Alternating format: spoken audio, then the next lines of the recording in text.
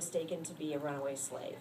He's been put on the auction block. He finds himself standing next to this woman, and he realizes that they might have something in common, that maybe she's a relative, an ancestor of his.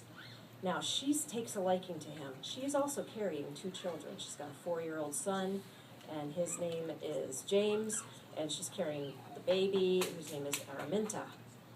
And her name is Kessia. That's the woman standing next to Rick. So, we have Rick, Kessia.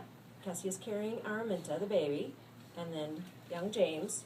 And then in the audience is John, who is Kessia's husband, who is free. And he's going to try and create some sort of diversion so they can get away. Now, they've done that already.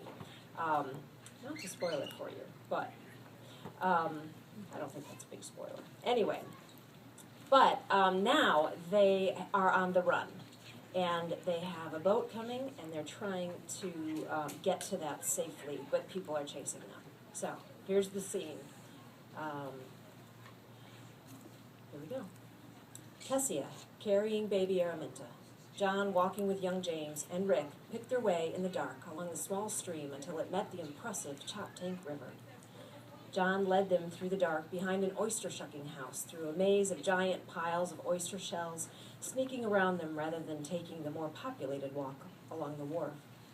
Rick could smell the salty brine. There was a brisk breeze, but the stars were bright, and there wasn't a cloud in the sky that he could see. "We can watch from here," John said, crouching down. He glanced at Rick, sizing him up. "We're waiting for an oyster boat. It's small, but I pray we all fit." Rick knew who'd be left out if they didn't. "With this wind," Kessia said, "we'll make good time, won't we? If it lasts." John, who worked as a ship's carpenter, held a finger to his lips as 3 hulking men came into view across the wharf. They wandered through the piles of shells as if they were looking for something.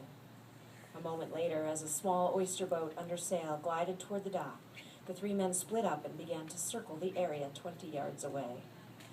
John signaled to the crew in the boat, and one of them signaled back. Rick watched, waiting for his cue.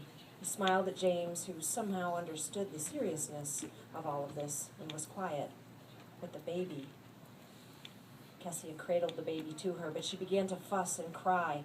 John's eyes widened in alarm. He turned his head toward the 3 men getting closer, and then he looked at Rick and Kessia. They had to go. It was now or never. They'd have to risk being seen. "Be quick," he said. "You and the baby. Then James and I will follow. Rick, you come after me." Rick and Kessia nodded. She gripped a small bag and the baby and ran to the boat. The men in the boat helped her in, and then John began to run with young James, and that's when one of the 3 enormous men saw the movement. "Stop!" the man hollered. "Who are you?" He came running, the other 2 on his heels.